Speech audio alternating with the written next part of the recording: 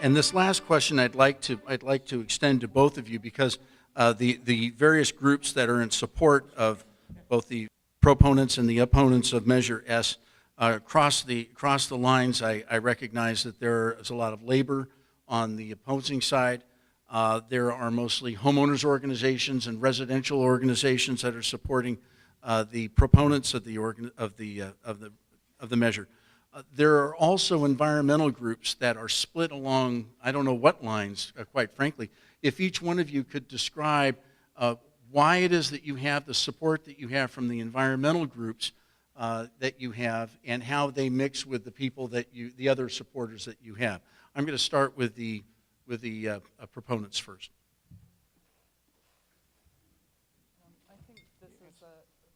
I think this is a good question for you, but I do want to point out that with the Caruso project, had he not been able to do his general plan amendment, we would have a cancer center there, because he said that Cedars-Sinai came to him and said, we want to do a cancer center. And he said, if I don't get my 240 feet, or my big skyscraper ended up being 185, I'll just lease it to Cedars-Sinai and they'll do a cancer center. So if Measure S had been in place, we would have a cancer center there instead of a big skyscraper for people paying $14,000 a month for their rent.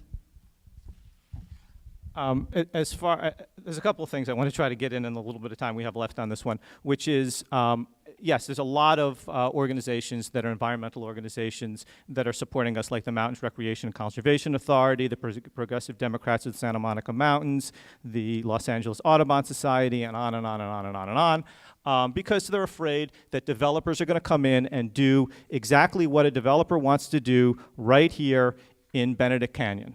Okay, this is an open space, and a developer wants to get this rezoned and changed so they can build a giant hotel in the middle of this area. Okay, that's why they support us. With regard to not being able to build housing because there might be a zone change, if something is 100, I just don't understand this argument.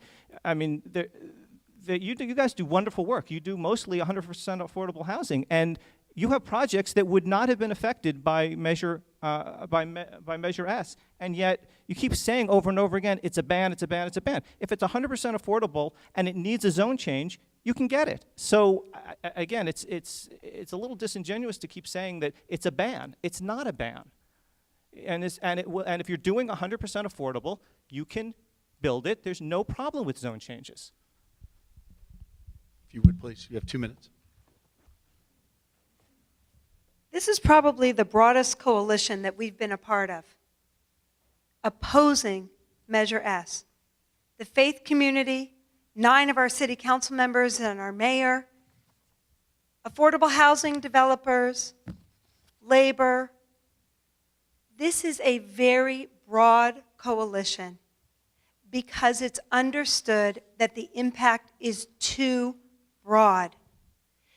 You keep mentioning the Caruso project or a development in Benedict Canyon. Those are outliers. Those are outliers. This started because of an outlier on top of the Palladium? Is that what it was? Yeah. An outlier in Hollywood. You can't legislate based on these outliers. You're having too broad an impact on the rest of us in the community. Yes, something should be done for improving oversight on those outliers, but this isn't the solution, and it really will have a negative impact on our jobs and our housing crisis in Los Angeles. We're going to conclude now with the 3-minute closing statements. We'll start with the proponents. No. Oh, you go. I'm very sorry. We'll start with the opponents this evening of Measure S. You'll have 3 minutes, please. Stephanie stated very clearly, we have a very broad coalition, and the coalition all recognize that Measure S goes too far. And I want to say is that it's not fair for our opponents, and I respect them and I respect their opinion, but the fact is that you do have like the Coalition for Economic Survival. You have you have homeless service providers. They've all come together to say that this goes too far. We have a housing crisis. We have a homeless crisis. We need housing. We haven't built enough housing in 30 years. We're about 500,000 units behind. And what has that done? That's driven up the prices of rental units. Even for people who want to buy a single-family home or a condo, it's become too expensive. And when you do that, you put a premium on the land, and it becomes, you get us to a situation by which only sort of high-end developers can do these projects. Do we need to improve our land use process? Yes. Council File 160422. They're taking action. They're changing how the environmental impact reports will be done. They're going to speed up the process by which community plans can be achieved. And what is good news is that you'll have this very engaging community process. We look forward to where it makes sense to have upzoning and where it doesn't make sense. Because if we do this, this is a great opportunity to protect residential communities and build the kind of projects that we need to build. And also, I want to make a very key and critical point. Affordable housing that we talk about has many different definitions. There's 30%, and in this case, they're saying that their exemption is 30% deed restricted. But she said something about if it's mixed use, that's appropriate. That's not our read. It's a very conservative read. And if you're in a situation by which you want to move forward with your project, they're going to look at the conservative assumption. That being said, Measure S goes too far. It's a solution in search of a problem. We can solve the problem by working with our council office. Once again, Council File 160422. Work with your chambers, work with your neighborhood councils. That's what they're here for. That's what they're really good at. If you come to them in force, they will listen. That's my experience. I've been involved with Mid-City West Community Council. I'm a community organizer. I know it works. This doesn't work. Legislating land use ballot measures is ineffective. It has a ton of unintended consequences. And I ask you to vote no on Measure S, and then come back here, and I will show up, and we can have a conversation about how we can create the oversight that's needed to make Los Angeles the great city that it is. Thank you. Thank you. Your closing statement, Okay, please. thank you, and thank you all for sticking it out and being here this evening. I know it's been a long and involved evening, so thank you so much for being engaged. Look, I got into this because I'm about good government, and I'm about the city, the people who rule us following the rules. Okay? Now, if you believe that the status quo works, if you believe that that's what we need is to not change anything, then vote no. Okay? But the fact of the matter is, when they keep talking about, oh, they're moving forward, let me tell you something. I've been involved in the parking reform thing for 3 years now. Okay? The mayor made a commitment 3 years ago, we're going to get this done, we're going to do this. It is 3 years, and they still haven't done bupkis. Okay?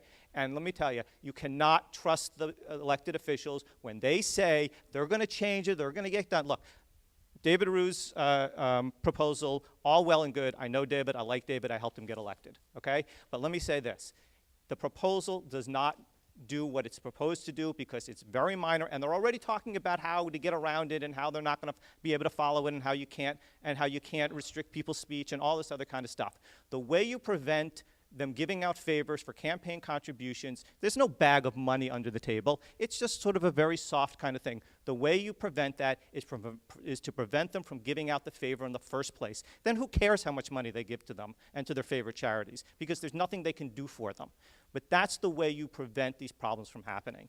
And that's why I'm involved in this. I mean, we're also talking, they're talking about how, we have this homeless problem, we have this affordability problem. They're absolutely right about that. That's the system we have right now has created this.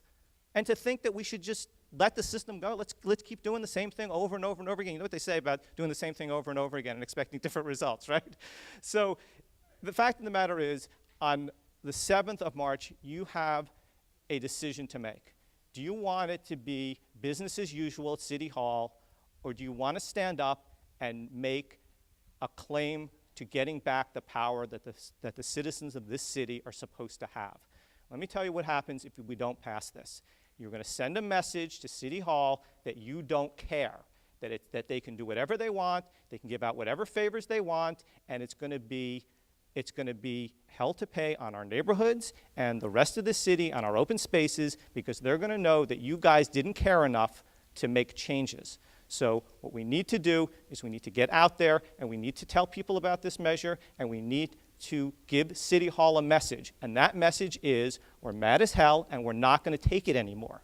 And that's what we need to do. That's what we need your help to do, and we ask you to help us. The website is voteyesons.org. Please go there. Please read the initiative. Please understand what this is all about. If you have questions, we'll be up here. We'll be able to answer. There's a couple of people from our campaign in the back. They'd be more than happy to answer questions and give you some materials. If you want to help us, please help us.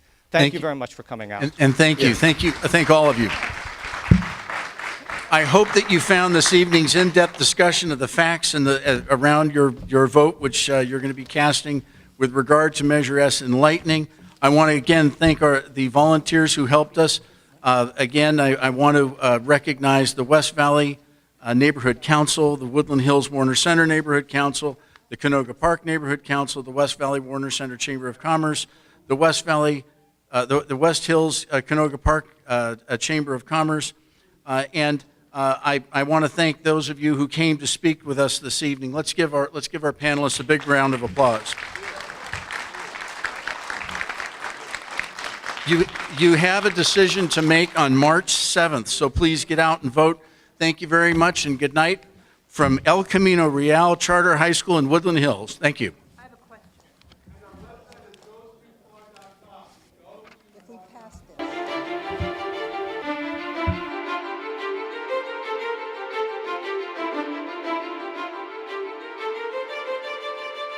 this.